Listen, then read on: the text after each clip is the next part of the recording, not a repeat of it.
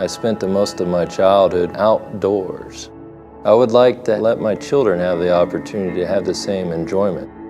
If we want to have that continue, we have to sustain our world. The population by 2050 is expected to reach over 9 billion people here on Earth. What that means to agriculture is that we got to double production.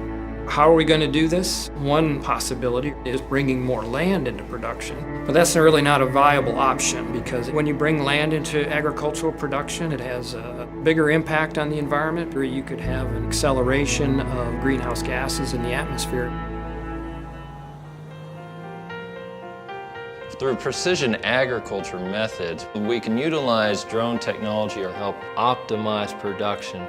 So we'll use something like the Matrice 100 and go fly a field and assess these problem areas in the field and optimize for what's happening this season at this particular soil, this particular spot, and provide the most optimum nitrogen recommendation that will not only increase yield, but on reduced inputs. So where does the world benefit from this?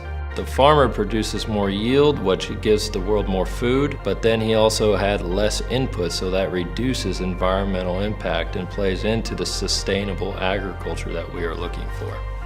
I think farmers in general have a strong sense of connectedness to the land. The drone technology gives us that precise information and is going to allow us to better characterize what's happening from a spatial standpoint and then also what's happening to the individual plants. In our operation, the use of drones has helped us tremendously.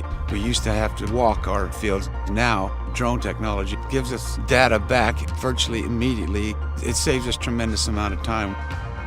There's a number of different technologies that I'm utilizing to create new tools for farmers. The DJI XT offers immense potential to where we can now start integrating thermal imagery so we can get additional data angles to find out the problems in the field.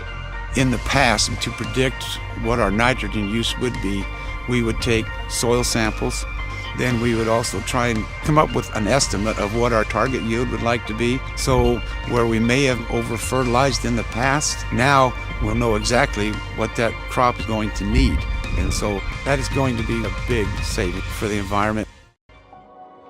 What we really need to look to is improving agriculture for tomorrow.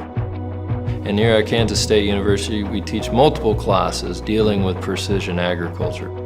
Its sole goal is to train the next generation so we can constantly be evolving in our advancements. We really need to increase our yields to be able to feed the growing population. So the work that we're doing here, all in all, I feel is going to be vital to agriculture in the future. When these students become professionals 20, 30 years down the road when they're finishing their careers, what we call precision agriculture today will just be normal agriculture tomorrow.